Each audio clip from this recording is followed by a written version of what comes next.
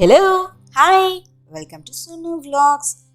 నా previous videos అన్నీ చూశారు కదండి. లొల్లల్లాకోడ్ వీడియో అందరూ చూసారా? ప్లేస్ చాలా బాగుంటుందండి. ఎవరైనా రాజమండ్రి వెళ్ళినప్పుడు తప్పకుండా చూడండి. అలానే వీడియో చూసిన నా ఫ్రెండ్స్ కొందరు అడుగుతున్నారు, రాజమండ్రి ఎన్నిసార్లు వస్తున్నావు కానీ మాకు చెప్పట్లేదు అని. ఈ వీడియోస్ అన్నీ ఎప్పుడో షూట్ చేసినవండి.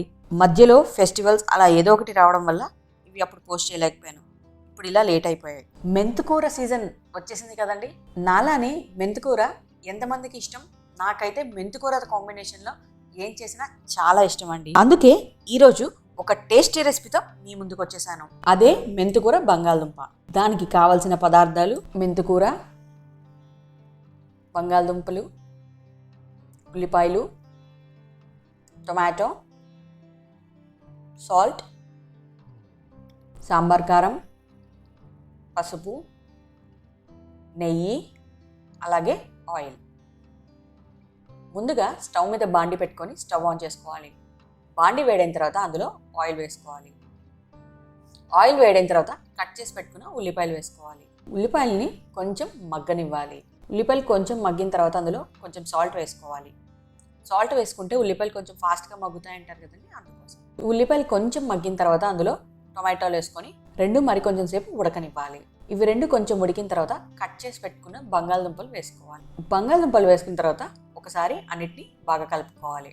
ఇప్పుడు అందులో సాంబార్ కారం, పసుపు వేసుకొని బాగా కలుపుకోవాలి. అందరూ సాంబార్ కారం అంటే ఏంటి అని అడుగుతున్నారండి.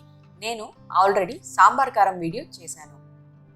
అది నేను లింక్ డిస్క్రిప్షన్లో ఇస్తాను, ఐబార్లో కూడా ఇస్తాను. ఎవరికైనా కావాలంటే చూడండి. ఇలా బాగా కలుపుకొని ఒక 2 minutes ఫ్రై అవ్వనివ్వాలి. ఇప్పుడు అందులో బాగా కడిగి కట్ చేసుకున్న మెంతుకూరను వేసుకోవాలి.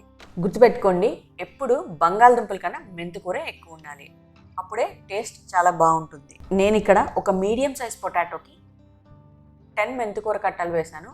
అలానే ఒక చిన్న టొమాటో, ఒక ఆనియన్ వేశాను. మొత్తం అంతా ఒకేసారి వేసేయకండి, కొంచెం కొంచెం వేస్తూ కలపండి. ఇప్పుడు మెంతుకూరలోంచి వాటర్ వచ్చి బంగాళదుంప మెంతుకూర రెండు ఉడుకుతాయి.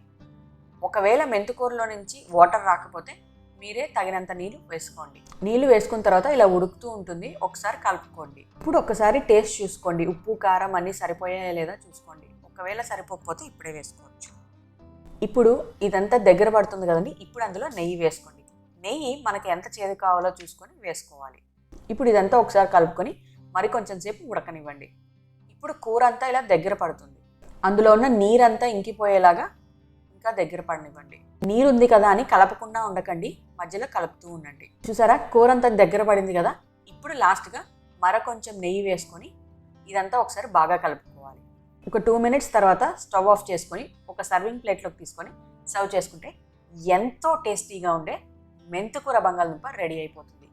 ఇది రైస్లో చాలా బాగుంటుందండి, చపాతీలో కూడా బాగుంటుంది. కానీ రైస్లో నా ఫేవరెట్ అండి. చాలా అంటే చాలా బాగుంటుంది. అందరూ ఖచ్చితంగా ట్రై చేయండి. ఈ వీడియో కనుక మీకు నచ్చినట్లయితే లైక్ చేయండి, షేర్ చేయండి, సబ్స్క్రైబ్ చేసుకోండి. అలాగే పక్కన ఉన్న బెల్ ఐకాన్ని టంగమని కొట్టండి. నా నోటిఫికేషన్స్ అన్ని మీ వరకు వచ్చేస్తాయి. మరొక మంచి వీడియోలో మళ్ళీ కలుద్దాం. Thanks for watching.